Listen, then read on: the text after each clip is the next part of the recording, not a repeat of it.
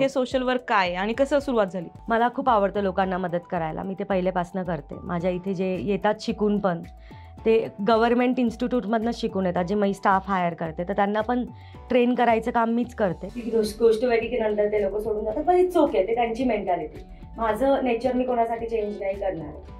तर social work माझं चालू झालं जेव्हा मी ॲक्च्युली सावली नावाचं एक छोटंसं ते MR लोकांसाठी काम करतात. मेंटली रिटायर्ड लोक जे आहेत, ज्यांना ऑटिझम आहे, अशा लोकांसाठी ते काम करतात. आणि मी तिकडे नेहमी डोनेशन द्यायला जायची. म्हणजे डोनेशन म्हणजे कधी फ्रुट्स आपण देतो, आपल्याला कधी कधी वाटतं की आपण थोडंसं डोनेट केलं पाहिजे. मग तेव्हा त्यांनी मला सांगितलं की आम्हाला पैसे खूप भेटतात, आम्हाला पैशांची गरज नाहीये.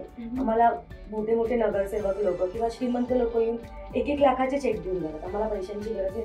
पण ह्या लोकांना टच करायला लोक कधीच येत नाही. त्यांचे हेअर कट्स करायला किंवा त्यांना काही सर्व्हिस पाहिजे असेल ते करायला तुम्ही कधीच येत. आणि ते बघून मला असं वाटलं की मी यांच्यासाठी काहीतरी करायला पाहिजे. जसं ते चालू झालं, मी त्यांचे हेअर कट्स करायला लागले. इट इज डिफिकल्ट, कारण त्यांच्याबरोबर डील करणं थोडं डिफिकल्ट असतं. त्यांना जाऊन भेटणं इज इझी, पण त्यांच्या बॉडीला तुम्ही हात लावतात, ते mentally they are not stable.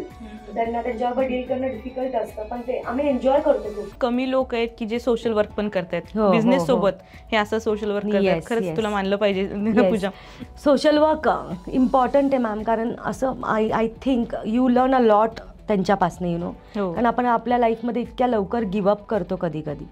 तर जेव्हा तुम्ही त्यांच्याकडे बघता, जेव्हा तुम्ही त्यांना भेटता, तेव्हा तुम्हाला कळतं त्या लोकांनी अजून गिव्हअप नाही केलंय. तर तुम्ही का गिव्हअप केलं पाहिजे? तुमची बॉडी तर एवढी चांगली आहे, तुमच्याजवळ हात आहेत, पाय, तुमच्याजवळ डोकं आहे, त्यांच्याजवळ डोकं पण नाही विचार करायला. तर तुम्ही का गिव्हअप केलं पाहिजे? तर त्यामुळे मी जाते, एक पॉझिटिव्हिटी भेटते, एक इन्स्पिरेशन भेटते.